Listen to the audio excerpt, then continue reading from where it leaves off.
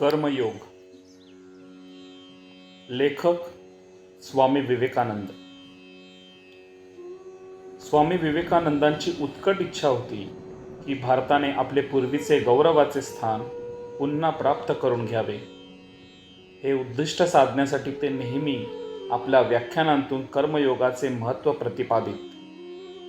प्रस्तुत पुस्तक कर्मयोगावरील त्यांच्या सुप्रसिद्ध व्याख्यानांचा संग्रह होय.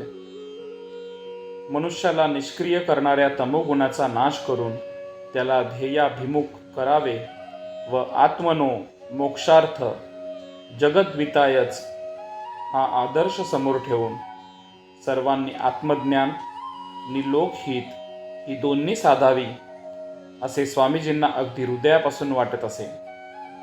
आणि हीच शिकवण त्यांनी आपल्या व्याख्यानांतून दिली आहे. त्यांचे स्वतःचे जीवन म्हणजे या ध्येयप्राप्तीचे प्रत्यक्ष उदाहरण. म्हणूनच त्यांच्या शब्दात अपार शक्ती साठलेली आहे. त्यांची दिव्य निओजस्वी वाणी वाचकांना मार्गदर्शक हो आणि तेने करून अखिल मानवजातींचे कल्याण हो, हीच प्रार्थना.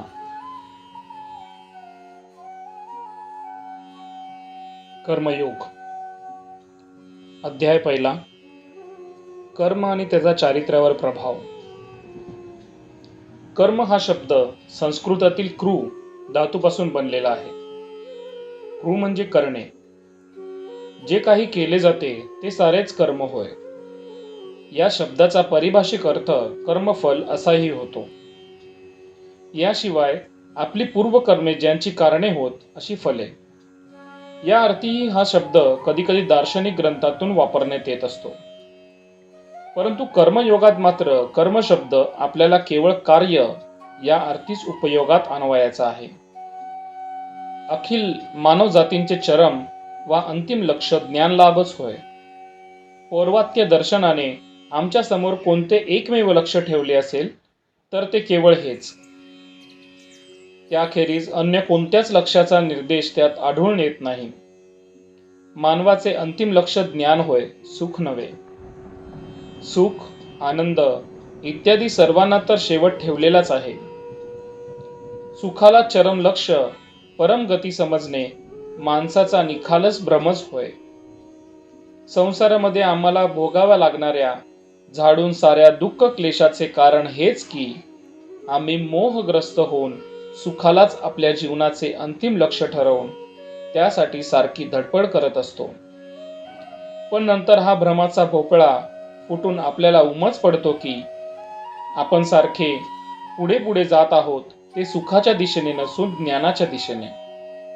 मग आपल्याला समजून येते की सुख आणि दुःख दोघेही आपले महान शिक्षक आहेत आणि आपण जसा शुभापासून तसाच अशुभापासूनही धडा घेत आलो आहोत. सुख आणि दुःख माणसाच्या आत्म्यासमोरून जाताना त्यावर नाना प्रकारची चित्रे अंकित करत असतात आणि या चित्र समष्टीच्या वा संस्कार समष्टीच्या फलासच आपण माणसाचे चारित्र्य म्हणत असतो. कुण्याही व्यक्तीचे चारित्र्य घेऊन त्याचे परीक्षण करून बघा. तुम्हाला आढळून येईल की ते केवळ तिच्या मानसिक प्रवृत्तीची समिष्ट, तिच्या मनाच्या कलांची गोळाबेरीजच आहे. तुम्हाला आढळून येईल की तिचे ते चारित्र्य घडवण्यात सुख आणि दुःख या दोहोंचा सारखाच वाटा आहे. तिचे चारित्र्य एका विशिष्ट साच्यात घालून ते एका विशिष्ट घाटांचे घडवण्यात चांगले आणि वाईट या दोघांचाही वाटा सारखाच आहे. आणि कुणाकुणाच्या बाबतीत तर उलट दुःखाने सुखापेक्षा अधिक धडा, अधिक शहाणपणा शिकवल्याचे दृष्टोत्पत्तीस येईल. या आमच्या वसुंधरेला ललांभूत झालेल्या समस्त थोर विभूतींच्या धीरोदात्त चारित्र्याचे अनुशीलन केल्यास अधिकांश स्थली हेच स्पष्ट दिसून येते की दुःखानेच त्यांना सुखापेक्षा अधिक शिकवले आहे. दारिद्र्यानेच श्रीमंतीपेक्षा अधिक धडा दिला आहे आणि प्रशंसेपेक्षा निंदेच्या आघातांनीच त्यांच्यातील अंतस्थ ज्ञानाग्नीला अधिक प्रकट केले आहे. परत हे ज्ञान माणसात मूलतःच अव्यक्त स्वरूपात अवस्थित असते. ज्ञान कोणतेच बाहेरून येत नाही, सारे आतच असते. आपण ज्याला माणूस जाणतो असे म्हणतो ते अगदी मानसशास्त्राच्या रेखीव भाषेतच मांडवायचे झाल्यास तो शोधून काढतो अथवा अनावृत्त करतो असेच म्हणावे लागेल. माणूस जे काही शिकतो ते वस्तुतः तो अनावृत्त करीत असतो. अनावृत्त करणे म्हणजे अनंत ज्ञानाची खाणच असा जो स्वतःचा आत्मा त्यावरून एक आवरण वा एक पडदा दूर सारून टाकणे. न्यूटनने गुरुत्वाकर्षणाच्या नियमाचा शोध लावला असे आपण म्हणत असतो. तो नियम काय एखाद्या कोपऱ्यात तिष्ठत बसून न्यूटनची वाट पाहत होता का? नाही. तो न्यूटनच्या मनातच अवस्थित होता. समय आला आणि लागलीच तो त्याला गवसला. जगाला जेवढे मनोज्ञान आजतागयात उपलब्ध झाले आहे ते सारेचे सारे मनातूनच आविर्भूत झालेले आहे. विश्वाचे अनंत ग्रंथालय तुमच्या मनातच विद्यमान आहे. बाह्य जगत हे केवळ तुम्ही आपल्या स्वतःच्या मनाचे अध्ययन करावे यासाठी एक उद्दीपक कारण, एक उपयुक्त संधी वा निमित्त होय. परंतु तुमच्या अध्ययनाचा विषय मात्र नेहमी तुमचे स्वतःचे मनच असते. सफरचंद पडले न्यूटनच्या दृष्टीने एक उद्दीपक कारण ठरले. झाले. मग तो स्वतःच्या मनाचे अध्ययन करण्यात मग्न होऊन गेला. स्वतःच्या मनामध्ये आधीपासूनच विद्यमान असलेल्या विचार शृंखलांची त्याने फिरून नव्याने जुळवाजुळव केली आणि या सर्व प्रकारांत त्याला त्यामध्ये आणखी एक नवीनच साखळी सापडली. एक नवाच दुवा गवसला. त्यालाच आपण गुरुत्वाकर्षणाचा नियम म्हणू लागलो. तो नियम काही सफरचंदामध्ये लपलेला नव्हता किंवा पृथ्वीच्या केंद्रातही कुठे दडून बसलेला नव्हता. सारांश यावरून हेच सिद्ध होते की लौकिक म्हणा की परमार्थिक म्हणा, समस्त ज्ञान मानवी मनातच अस्तित्वात असते. अधिकांश व्यक्तीत ते प्रकट न होता झाकलेलेच पडून असते. तो पडदा ज्यावेळी हळूहळू थोडा थोडा दूर सारला जातो त्यावेळी मी शिकतो आहे असे आपण म्हणतो आणि आवरण दूर सारण्याची ही क्रिया जशी जशी प्रगत होत जाते तशी तशी आमच्या ज्ञानाची उन्नती होत जाते. ज्या माणसामधून हे आवरण क्रमशः निघून जाते तो इतरांच्या मानाने अधिक ज्ञानी, ज्याच्यामध्ये ते आवरण अतिशय दाट तो अज्ञानी, आणि ज्या माणसामधून ते अजिबात दूर झालेले असते तो सर्वज्ञ पुरुष होय. प्राचीन काली असे सर्वज्ञ पुरुष होऊन गेले आहेत यात काहीच संशय नाही. आत्ताही असतील असा माझा ठाम विश्वास आहे आणि भविष्य काळेही असे असंख्य सर्वज्ञ पुरुष जन्माला येतील. ज्ञान हे चकमकीच्या दगडांतील अग्नीप्रमाणे मनामध्ये वसत असते. उद्दीपक कारणरूपी आघाताने ठिणगी निघून ते प्रकट होते आणि विधान केवळ आपल्या ज्ञानालाच नव्हे तर आपल्या सगळ्या भावनांना आणि सगळ्या कार्यांना देखील लागू पडेल. कारण आपण जर शांतपणे स्वतःच्या अंतःकरणाने निरीक्षण केले तर आपल्या निदर्शनास येईल की आपले हसू आणि आपले रडू, आपले सुख आणि आपले दुःख, आपला आनंद आणि विषाद, आपले अभिशाप, वरदान, निंदा, स्तुती सारीच आपल्या मनावर बाह्य जगताने केलेल्या अगणित घात प्रतिघातांमधून अद्भुत झालेली आहेत. आणि या साऱ्यांचे फलच आपले आजचे चारित्र्य होय. या समस्त आघातांना मिळून कर्म म्हणत असतात. आत्म्यांतील अंतस्थ अग्नीला बाहेर प्रकटविण्यासाठी, आत्म्याची शक्ती व ज्ञान प्रकट करण्यासाठी जो जो मानसिक व भौतिक आघात केला जात असतो तो प्रत्येकच कर्म होय. येथे कर्म शब्द अर्थातच अत्यंत व्यापक अर्थाने वापरण्यात आला आहे. आणि मग या दृष्टीने बघितल्यास आपण सारेजण सदा सर्वदाच कर्म करीत आहोत हे उघडच होय. मी तुमच्याशी बोलत आहे हे कर्म होय. तुम्ही ऐकत आहात हेही कर्मच. आपण श्वासोच्छ्वास करतो कर्म, चालतो फिरतो कर्मच. शारीरिक अथवा मानसिक जे काही आपण करतो ते सारे कर्मच होय. आणि ती कर्मे आमच्यावर स्वतःचा ठसा ठेवून जात असतात. काही काही कर्मे अशी असतात की ती जणू अनेक लहान लहान कामांची समिष्ट अथवा गोळाबेरीजच असते. एखाद्या समुद्राच्या खडकाळ किनाऱ्यावर उभे राहून जर आपण तेथील प्रचंड खडकांवर आदळणाऱ्या लाटांची उद्दाम गर्जना ऐकू लागलो तर केवढा तरी भयंकर आवाज होत आहेसा वाटतो. आणि तरी देखील आपल्याला पक्की ठाऊक असते की खरे पाहिल्यास ती एक एक लाट अगदी लहान लहान अशा लक्षवधी तरंगांनी बनलेली आहे आणि आवाज त्यातील प्रत्येकच तरंगांचा होतो आहे. पण आपल्याला तो ऐकू येत नाही इतकेच. जेव्हा ते सगळे एकवटून एक प्रचंड रूप धारण करतात तेव्हाच आपल्याला जोराची गर्जना ऐकू येऊ लागते. तद्वतच हृदयाचे प्रत्येक स्पंदन सुद्धा कार्य होय. कित्येक कार्य आपल्याला कळू शकतात, ती आपल्याला इंद्रियगम्य होत असतात, पण खरे पाहता ती लहान लहान कर्मांची समष्टत होत. एखाद्याचे चारित्र्य तुम्हाला खरोखर नीट जोखावायचे असेल तर त्याच्या मोठ्या मोठ्या कार्यांकडे लक्ष देऊ नका. प्रसंग विशेषी एखादा ठोंब्या देखील वीर सजून शौर्य गाजवू शकेल.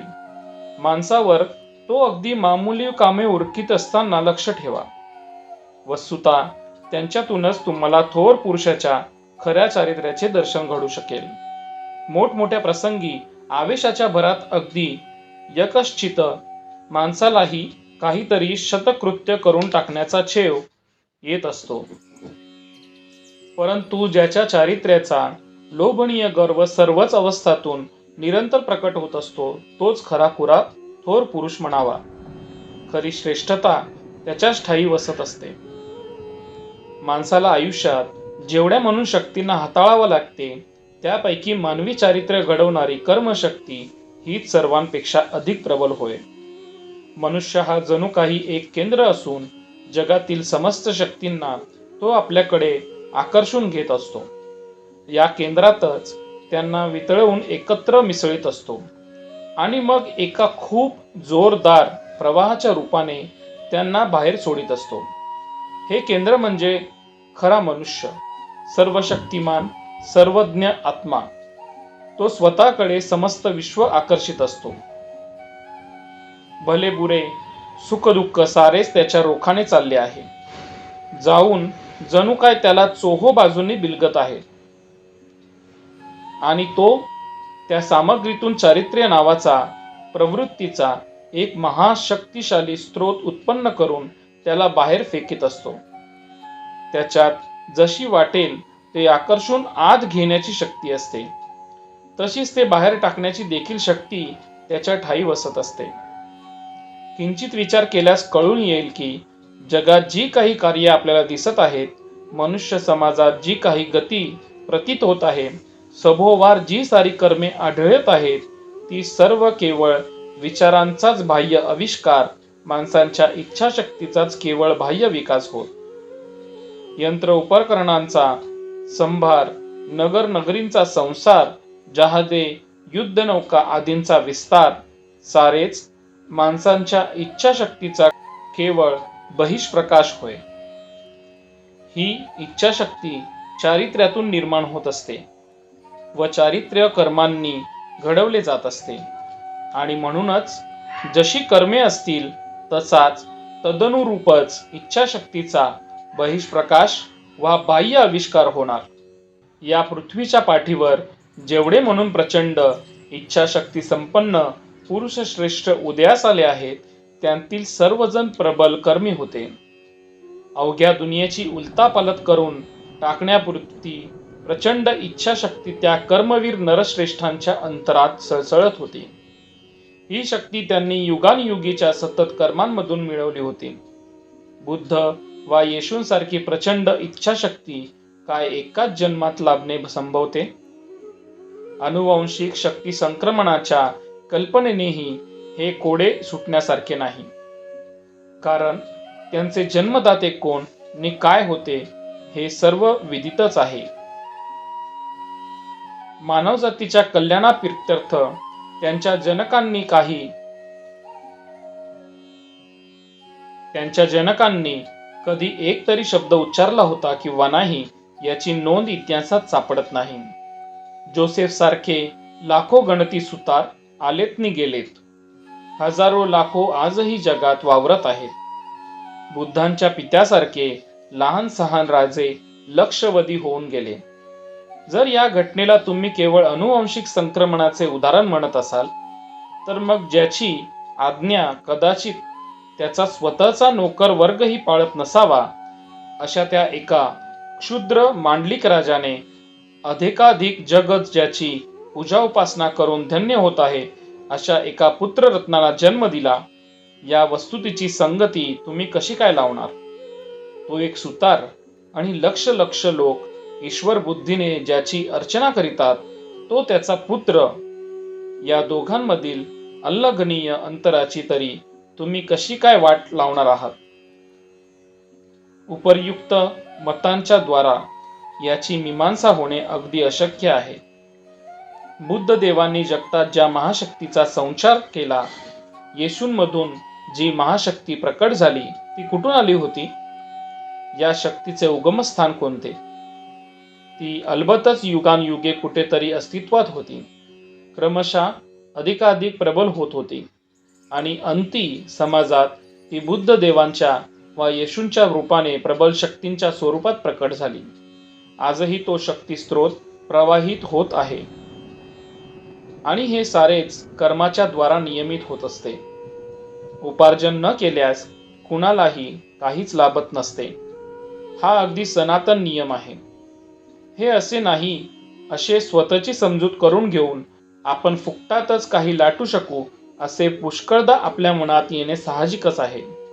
पण सरतेशेवटी प्रस्तुत नियमाच्या कठोरतेचा प्रत्यय येऊन त्याच्या सत्यतेची बालंबाल खात्री पटल्यानंतर मग त्यावर विश्वास ठेवणे आपल्याला भागच पडते.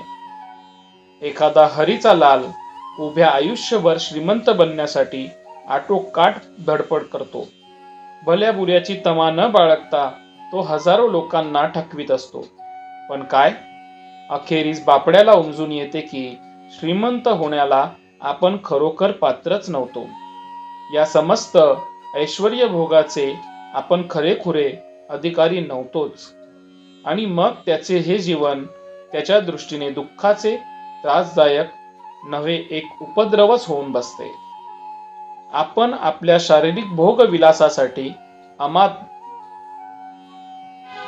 अमाप धन जमा करू शकू, पण वास्तविक दृष्ट्या आपण जे स्वतःच्या कर्माने अर्जित करू त्यावरच फक्त आपला अधिकार, तेच तेवढे आपले.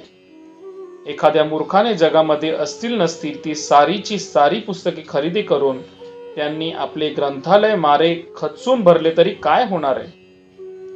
ती बिचारी तेथेच धूळ खात पडली राहतील. त्यातील फक्त जेवढी वाचण्याला तो लायक आहे तेवढीच काही झाले तरी तो वाचू शकणार.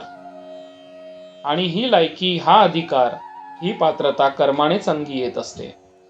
आम्ही कशाचे अधिकारी आहोत आणि आम्ही कोणती वस्तू ग्रहण करून आत्मसात करू शकू याचा निर्णय आमचे कर्मच करील.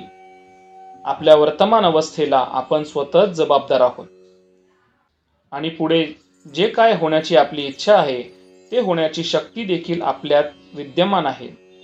आणि आपली आजची अवस्था जर आपल्या पूर्वकर्मांच्या द्वारीत नियमित होत असेल तर मग त्याबरोबर हेही आलेच की भविष्यकाळी जसे म्हणून बनण्याची आपली मनीषा आहे तसे आपण आपल्या चालू कर्मांनीच बनू शकू. अतएव कर्म कसे करीत असतात हे आपण समजून घेणे अत्यावश्यक आहे. यावर तुम्ही कदाचित असा आक्षेप घ्याल की कर्म कसे करीत असतात हे शिकण्याची वस्तुतः काय आवश्यकता आहे? जगातील प्रत्येक जण कोणत्या ना कोणत्या तरी प्रकारे कर्म करीत आहे ना? कबूल. परंतु गोष्ट अशी आहे की हे सारे असले तरी देखील शक्तीचा अपव्यय नावाची एक गोष्ट अस्तित्वात आहे. हे सुद्धा डोळ्याआड करून कसे चालेल? कर्मयोगासंबंधी गीतेत म्हटले आहे, योग कर्मसु कौशलम. कर्मयोग म्हणजे कर्माचरणातील कौशल्य, शास्त्रीय पद्धतीने कर्मानुष्ठान. कर्म कशा तऱ्हेने केले पाहिजे हे समजून घेतल्यानेच त्यापासून सर्वश्रेष्ठ फल पदरात पडू शकेल. तुम्ही पक्के लक्षात ठेवावयास हवे की समस्त कर्माचा उद्देश मनामध्ये जी शक्ती पूर्वीपासून वसत आहे तिला प्रकट करणे, आत्म्याला जागृत करणे हाच होय. पूर्ण शक्ती आणि पूर्ण ज्ञान प्रत्येकाच्याच अंतर्यामी वास करीत असतात आणि ही सारी भिन्न भिन्न कर्मे म्हणजेच जणू काही त्यांना प्रकट करण्यासाठी, त्यांना जागे करण्यासाठी केलेला आघातच होत. प्रकरण 1 चा पुढील भाग 2 मध्ये ऐकूया.